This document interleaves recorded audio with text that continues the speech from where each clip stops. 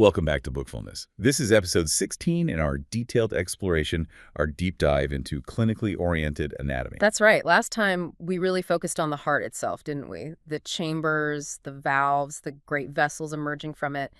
Basically, the core of the middle mediastinum. Exactly, the engine room. Yeah.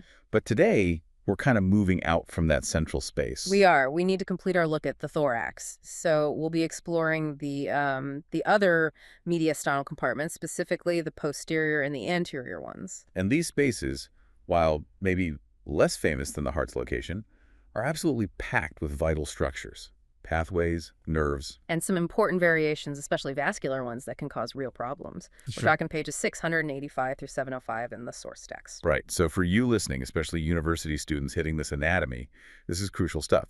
It's the body's internal highway system, the backup routes, the control wiring for the chest. And understanding the relationships here is key. Because, problems in these tight spaces often show up with symptoms that seem unrelated at first glance. Maybe a hoarse voice or trouble swallowing. Or maybe just some vague chest pain, things that only make sense when you know the anatomy. Precisely. It all points back to these very specific structures packed together. Okay, then. Let's unpack this source material. We should probably start right where things descend from the superior mediastinum into this posterior space. Yeah, good place to start. We need to remember what's coming down from the neck. So most anteriorly, you've got the trachea, the windpipe, sitting pretty centrally. And we know its big landmark, the bifurcation, the carina. That happens right at the transverse thoracic plane. Exactly.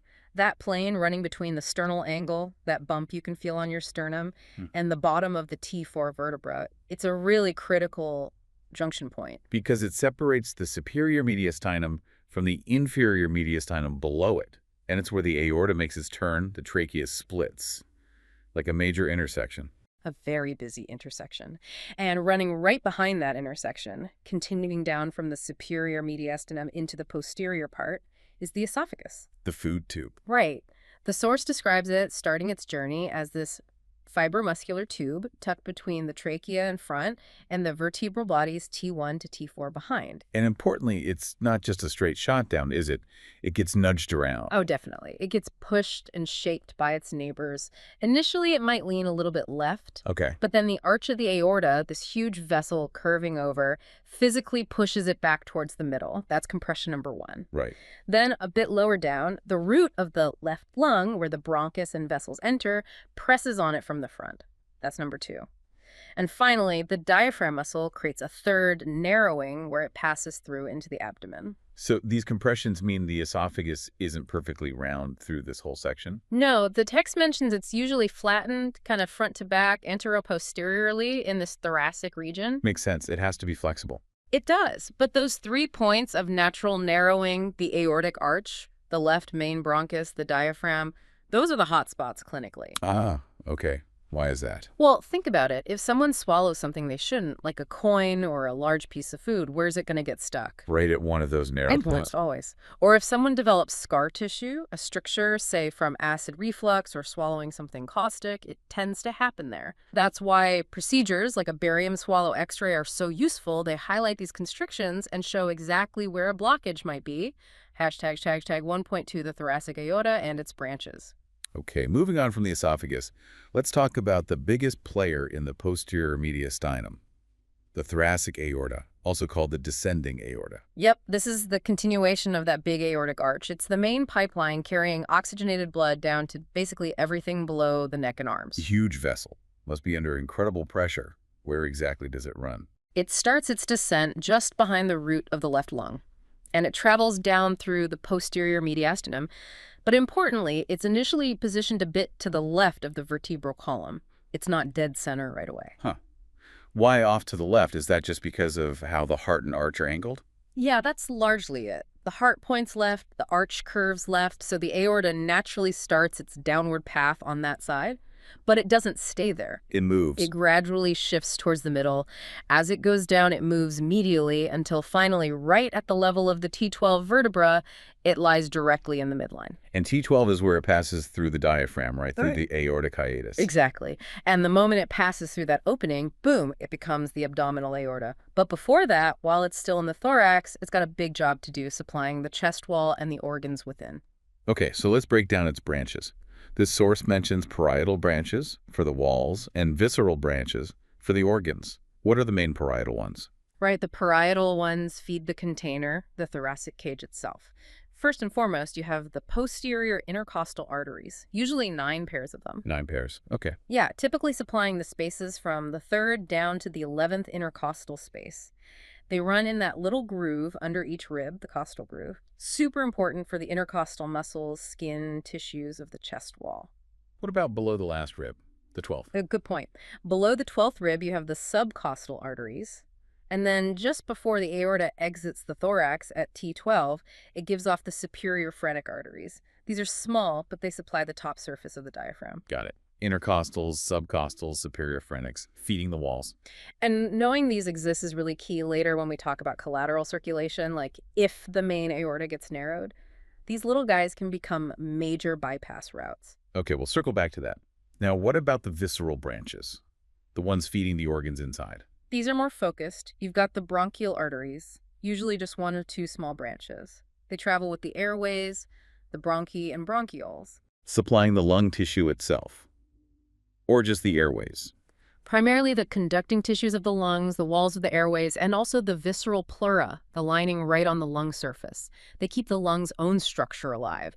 Not for gas exchange, that's the pulmonary artery, but for tissue viability. Makes sense. And the other main visceral branches? The esophageal arteries, typically 4 or 5 little branches that come off the front of the aorta and run directly to supply the middle part of the esophagus, keeping that muscular tube working. It's like a dedicated, segmented supply, ensuring everything functions down the line. All right, shifting gears a bit from arteries and veins. Yeah. There's another major channel back here, but it's carrying lymph. The thoracic duct. Ah, yes. The largest lymphatic vessel in the entire body. Its functional importance is huge, even if it's sometimes hard to spot surgically. Largest in the body. Wow. What exactly does it do? It's the main collection pipe for lymph fluid.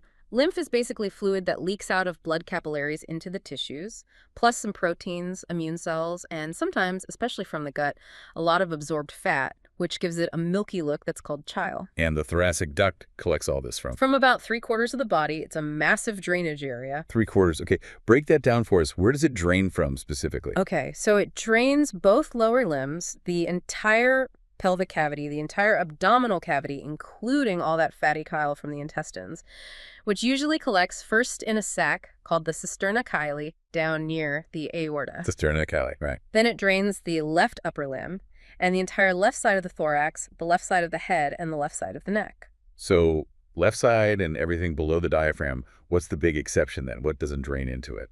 The right superior quadrant of the body. So that's the right arm, the right side of the chest, and the right side of the head and neck. That area has its own much smaller collecting vessel called the right lymphatic duct. Fascinating asymmetry. So where is this huge thoracic duct located in the posterior mediastinum? It must be pretty central. It is, but it's also kind of vulnerable. It typically runs upwards just in front of the vertebral bodies for the lower 7 thoracic vertebrae or so. It lies between the aorta on its left and the azygos vein on its right, usually posterior to the esophagus. Okay. As it ascends, it often crosses slightly to the left, usually behind the esophagus, ending up deep to the aortic arch. And where does it finally dump all that lymph back into the blood? It makes a curve up in the root of the neck on the left side and typically drains right into the junction where the left internal jugular vein meets the left subclavian vein, that venous angle. So all that fluid, protein, fat gets returned to the bloodstream right there on the left side of the neck. Exactly, which underscores why injuring this duct is such a big deal, something we'll definitely touch on in the clinical section. Losing that much fluid and nutrient-rich lymph is serious business. Okay, back to the blood vessels, but this time the veins. We need to talk about the azygos system. Right.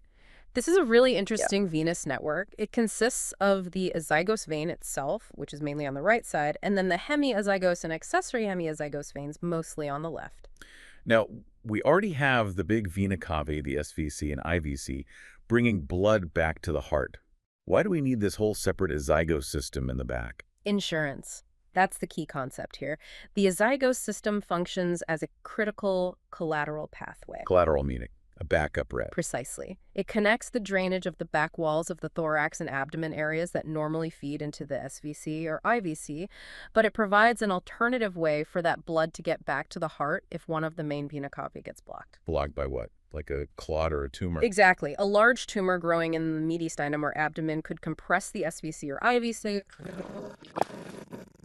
The azygos system can literally be a lifesaver. Okay, let's look at the parts. You mentioned the hemiazygos vein on the left. Where does that start and where does it go? The hemiazygos usually forms down in the abdomen from the joining of the left subcostal vein from under the 12th rib, and some left ascending lumbar veins which connect to the IVC system. It then comes up through the diaphragm, often alongside the aorta. Okay. It ascends in the posterior mediastinum, staying on the left side, posterior to the aorta, and it typically collects blood from the lowest 3 posterior intercostal veins on that left side. And then it has to get that blood over to the main azygos vein on the right. Yes, it makes a characteristic crossover. Mm. Around the level of the T9 vertebra, it passes behind the aorta, also behind the thoracic duct and the esophagus, to drain directly into the azygos vein. It's a deep crossing. Quite a journey. Then there's the accessory hemiazygos. Is that just above it? Usually, yes. The accessory hemizygous vein typically handles the drainage from the middle part of the left posterior chest wall, say the T5 through T8 intercostal spaces. It also runs down on the left. It crosses over too. It crosses over as well, usually a bit higher than the hemiazygos, maybe around T7 or T8 to join the azygos vein.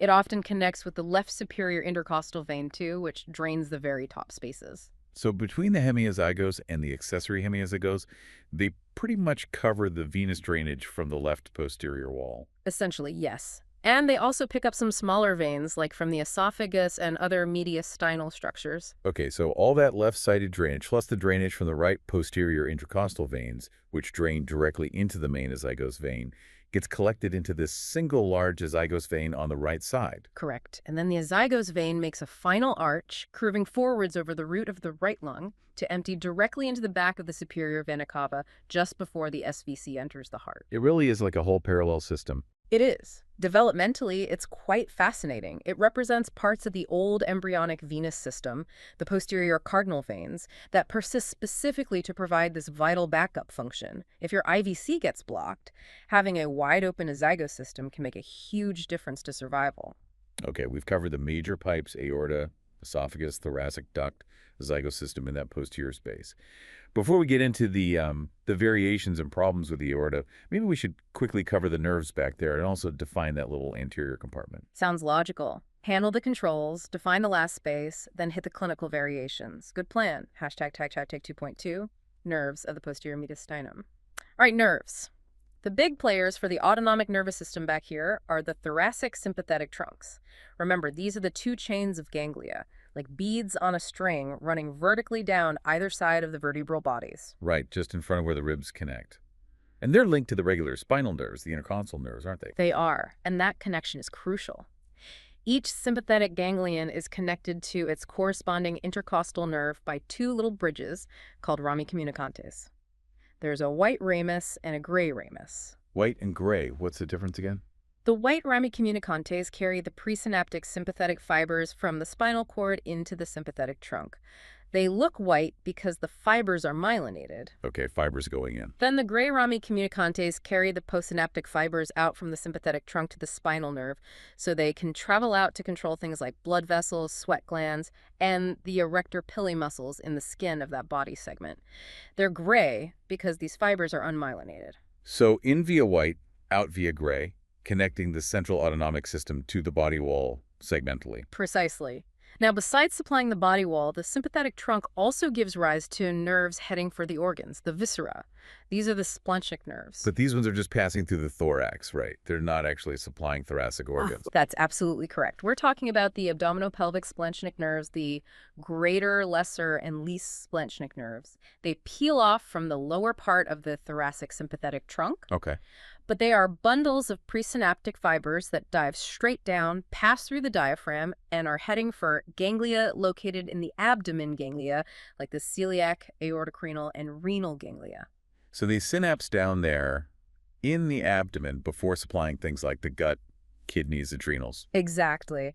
It's vital to remember they don't synapse in the thoracic trunk itself. They just use the posterior mediastinum as a transit route to get to their abdominal targets. Important distinction. Mm-hmm. Okay, any other major nerves back there? Well, we have the vagus nerves, cranial nerve 10. We know they come down from the neck. After they contribute to the cardiac plexus around the heart base, they continue down, passing it high in the roots of the lungs. And they form networks around the esophagus and airways. Yes. They branch out extensively to form the pulmonary plexus around the bronchi and the esophageal plexus around the esophagus. This provides the crucial parasympathetic control for things like smooth muscle contraction in the airways, bronchoconstriction, and coordinating peristalsis in the esophagus. And as we hinted before, that left vagus nerve in particular gives off a very important branch as it passes the aorta, which we'll definitely come back to. Hashtag 2.1, the small anterior mediastinum. Right. Now, quickly, let's define the anterior mediastinum. It's actually the smallest subdivision of the inferior mediastinum. Where exactly is it? It's the thin space that lies directly behind the body of the sternum and the transversus thoracis muscles, but in front of the heart and the pericardial sac. So it's really just a sliver of space what's actually in there. Sounds like mostly connective tissue and fat. A lot of it is loose connective tissue, some fat, maybe a few lymph nodes, and remnants of the thymus gland. But that last one is key. The thymus. We know it's important for the immune system, especially in kids. Hugely important in childhood for T lymphocyte maturation. It's the most prominent structure in the anterior mediastinum in infants and children. But after puberty, it starts to shrink, to involute. Replaced by fat, mostly. Largely replaced by fat in adults. However, even though it regresses, it remains clinically significant. That anterior space is a potential site for tumors. Like what kind of tumors? Well, you can get lymphomas developing in the lymph nodes there, or germ cell tumors, and importantly, tumors arising from the thymus tissue itself, called thymomas. So even if an adult patient's thymus is mostly fat, if you see a mass on an X-ray right behind the sternum, you have to consider the possibility it's related to the thymus. Absolutely. You can't ignore that space. Even the apparently empty parts of the mediastinum have clinical relevance. Hashtag tag 2.3 variations in the aortic arch. Okay, now let's dive into those aortic variations you mentioned. The branching off the arch seems like a place where things could get interesting. Interesting is one word for it. Yeah, the classic textbook picture shows three major branches coming off the aortic arch. First, the brachiocephalic trunk, which then splits into the right common carotid and right subclavian, then the left common carotid, and finally the left subclavian artery. That's the standard setup. That's the most common setup, but the source emphasizes that variations are really quite frequent. Are most variations a problem? Or just anatomical curiosities? Many are probably asymptomatic, just different plumbing arrangements, but there are a couple of specific anomalies described that cause major clinical issues because they end up forming a ring around the trachea and esophagus. A ring of blood vessels, that sounds bad. It can be very bad. Let's start with one called a retroesophageal right subclavian artery. Retroesophageal, behind the esophagus. Exactly. In this variation, which is actually relatively common, the right subclavian artery doesn't branch off the brachiocephalic trunk like it should. Instead, it arises as the last branch directly off the aortic arch. Okay, so it starts way over on the left side of the arch. Yes. But it needs to get blood to the right arm, so it has to cross the midline. And the path it usually takes is behind the esophagus. Ah, I see. So it passes between the esophagus and the spine. Correct. And that means it can compress the back wall of the esophagus. Causing trouble swallowing. It can. The condition is called dysphagia lusoria, meaning trick or anomaly. Often, people with this might not have symptoms for years, but maybe as they get older and the artery hardens, or if they swallow something bulky, that pressure on the esophagus becomes noticeable difficulty swallowing. Okay, that's one. Yeah. What's the other major ring-forming anomaly? That's the double aortic arch. This is less common, but often more severe, especially in infants. Double arch, like two complete aortic arches. Essentially, yes. During development, the primitive aortic arches are supposed to regress in a specific pattern. If that doesn't happen correctly, you can end up with two persistent arches. Typically, there's a larger arch passing behind the esophagus and trachea, and a smaller arch passing in front. So they form a complete vascular circle around both tubes. A complete non-yielding ring of arteries surrounding the trachea and the esophagus. Yikes. What does that do clinically? Must be serious right from birth. It often is. Yeah. The main problem is compression. The trachea, being relatively soft, gets squeezed by this vascular ring. Infants can present with significant breathing problems, noisy breathing called stridor, difficulty feeding because breathing is hard work, maybe even turning blue. cyanosis. So what's the fix? You have to break the ring. That's usually the approach. Surgery is often required to divide the smaller component of the ring, relieving the pressure and allowing the trachea and esophagus to function normally. Hashtag 2.4 major arterial pathologies and consequences. Okay, so those are developmental variations. What about problems that develop later in life? The source talks about aneurysms, particularly of the ascending aorta. Right. An aneurysm is basically a pathological dilation, a ballooning out of the vessel wall. And the ascending aorta, the part coming right out of the left ventricle, is particularly susceptible. Why there specifically? It comes down to mechanics. Think about it. That initial segment of the aorta gets the full blast, the maximum force of the blood being ejected from the powerful left ventricle. It's under the highest pressure in the systemic circulation. Okay, highest pressure. But is the wall weaker there too? Relatively speaking, yes. The source points at something fascinating. The tough, fibrous outer layer of the heart sac, the fibrous pericardium, actually blends with and reinforces the outer wall, the adventitia of the aorta, but mostly up here the arch. The part of the ascending aorta just above the valve doesn't have that extra pericardial reinforcement yet. Ah, so you've got maximum pressure hitting a structurally less supported section of the wall, prime spot for it to weaken and bulge out. Exactly. That combination makes it prone to developing an aneurysm. And if it does bulge out, what kind of symptoms would someone get? It's in a tight space. Symptoms come from two main things: the aneurysm itself stretching and it pressing on its neighbors. The stretching can cause significant chest pain, often described as radiating through to the back. Okay, pain. What about the pressure effects? As the aneurysm expands, it starts squashing adjacent structures. We've already talked about them. The trachea. Causing difficulty breathing, dyspnea. Right. The esophagus. Causing difficulty swallowing, dysphagia. Correct. And critically, there's a nerve nearby that's very vulnerable. Don't tell me. The recurrent laryngeal nerve. Bingo. Particularly the left recurrent laryngeal nerve, because it loops right under the aortic arch. An aneurysm expanding there can stretch or compress this nerve, Leading to hoarseness, paralysis of the vocal cord muscles on that side. That single symptom, hoarseness appearing suddenly, especially with chest pain, can be the crucial clue pointing towards a potentially life-threatening aortic aneurysm. Wow. Okay, one other major aortic pathology mentioned is coarctation. That's different from an aneurysm, right? A narrowing. Yes, coarctation is a congenital narrowing, like a pinch or a stricture, in the aorta. It typically happens just after the point where the left subclavian artery branches off, near where the fetal ductus arteriosus used to attach. So it restricts blood flow going down to the lower body. Significantly. This has two major consequences. First, the heart has to pump much harder to get blood past the narrowing, leading to high blood pressure before the coarctation, so in the arms and head. And second. Second, the body desperately tries to find ways around the blockage. It has to develop extensive collateral circulation. Backup routes again. Yeah. Like using those intercostal arteries we talked about. Exactly. The intercostal arteries, particularly the posterior ones coming off the aorta before the coarctation, and also branches from the subclavian arteries like the internal thoracic artery, become hugely enlarged. They carry blood downwards, connect with intercostals below the coarctation, which then feed back into the aorta or into other vessels supplying the lower body. And this massive increase in flow through normally small arteries actually leaves marks. It does. The enlarged, pulsating intercostal arteries can physically erode the underside of the ribs over time.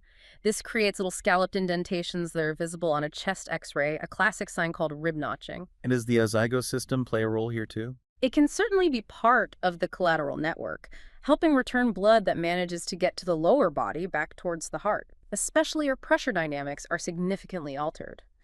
It's another example of the body's incredible ability to adapt and reroute flow when the main highway is blocked. All right, we've mapped out the structures and seen how variations or pathologies like aneurysms can cause trouble. Let's really hone in on some specific clinical consequences now. Starting with those recurrent laryngeal nerves, they seem uniquely vulnerable. They really are, largely because of their recurrent path. They branch off the vagus nerve, head downwards, and then loop back upwards to supply the muscles inside the larynx that control the vocal cords. And the paths are different on the right and left. Right. You mentioned the asymmetry. Can you detail that again? Sure. On the right side, the vagus nerve is higher up when it gives off the recurrent branch. That right recurrent laryngeal nerve loops underneath the right subclavian artery, which is relatively high, near the base of the neck. So its recurrent path is fairly short. Okay, short loop on the right, under the subclavian. But on the left side, the vagus nerve descends deeper into the chest before giving off its recurrent branch. The left recurrent laryngeal nerve loops underneath the arch of the aorta, way down near the ligamentum arteriosum, that fibrous remnant of the fetal ductus arteriosus. Ah, so it goes much lower down on the left before turning back up. Much lower and much longer. It then has to ascend all the way back up the neck, usually tucking the groove between the trachea and the esophagus to reach the larynx. That difference in path has huge clinical implications, doesn't it? Absolutely enormous. It means that while a problem high in the neck, like thyroid surgery perhaps, could potentially injure either nerve, problems within the thorax, within the mediastinum, are far more likely to affect the left recurrent laryngeal nerve because of its long journey down and back up. So things like an aortic arch aneurysm, which we just discussed. Or lung cancer near the lung root, or enlarged mediastinal lymph nodes, or even during cardiac or thoracic surgery, the left nerve is right there in the line of fire. And if that nerve gets damaged or compressed, It results in paralysis of most of the intrinsic muscles of the larynx on that side. The only one usually spared is the cricothyroid muscle, which is supplied by a different nerve branch. and paralyzed vocal cord muscles mean. Hoarseness, a weak, breathy voice, maybe even complete loss of voice, aphonia. The vocal cord can't tense or move properly. So, again, if a patient suddenly develops hoarseness, especially left-sided vocal cord paralysis seen on laryngoscopy, you have to strongly suspect a problem down in the chest compressing that left recurrent laryngeal nerve. It's a critical diagnostic clue. Hashtag TAG 3.2, laceration of the thoracic duct and chylothorax. Okay, let's switch back to that other vulnerable structure, the thoracic duct. We said it's the biggest lymph channel, but hard to see.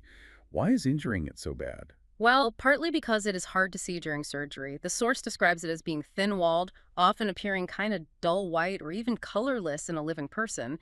Imagine trying to spot that amidst the usual blood and tissues in a complex surgical field like the posterior mediastinum near the aorta and esophagus. It's easily nicked if you're not careful. And if it does get lacerated, what leaks out? Lymph. But specifically, lymph that has come from the intestines is called chyle, and it's rich in fats, chylomicrons that have just been absorbed. It looks milky. So this fatty, milky fluid leaks out. Where does it go? It typically leaks into the pleural cavity, the space around the lungs.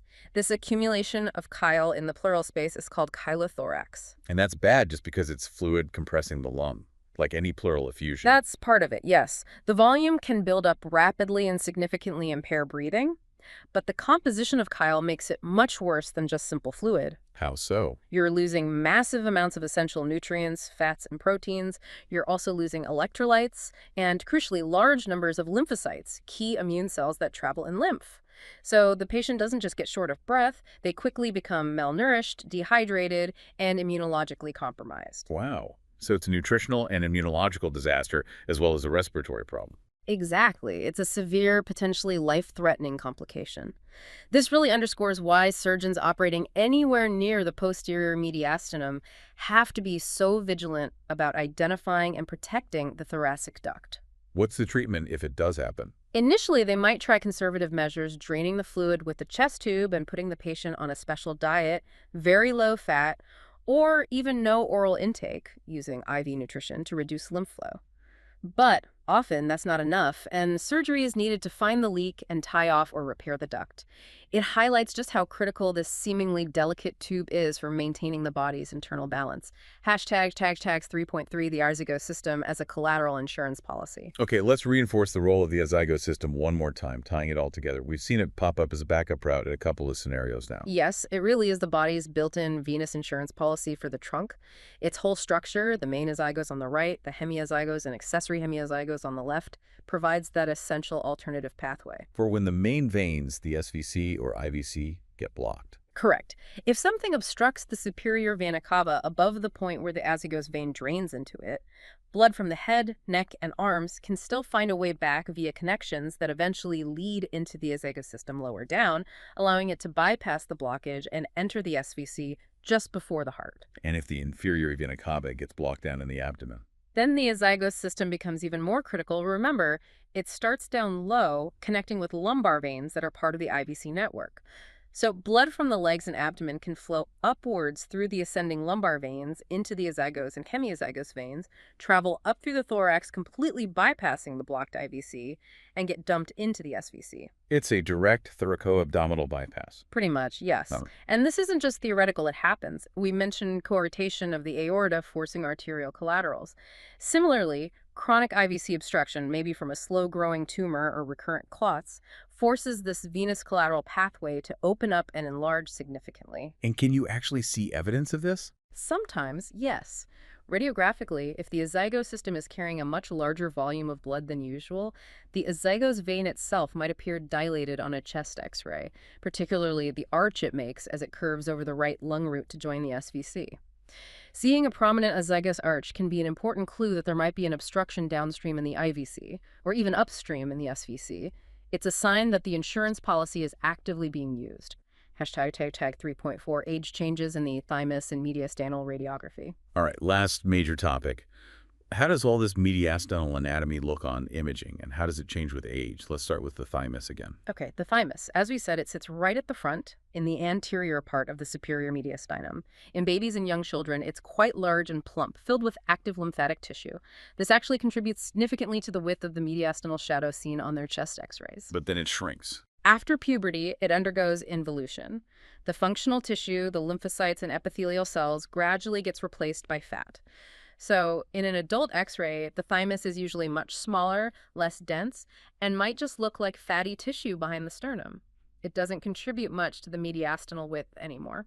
Which makes the borders formed by the heart and great vessels much clearer in adults. Exactly. And interpreting those borders, the cardiovascular silhouette on a standard front view PA chest radiograph is a fundamental skill. You have to know what structure is forming each part of the edge. Okay, let's systematically review those borders for everyone listening.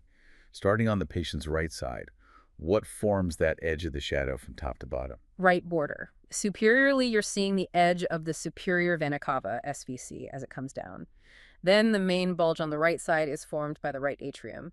And inferiorly, sometimes you can just make out the point where the inferior vena cava, IVC, enters the right atrium, though it's often right at the diaphragm level. Right. So primarily, SVC and right atrium. Got it.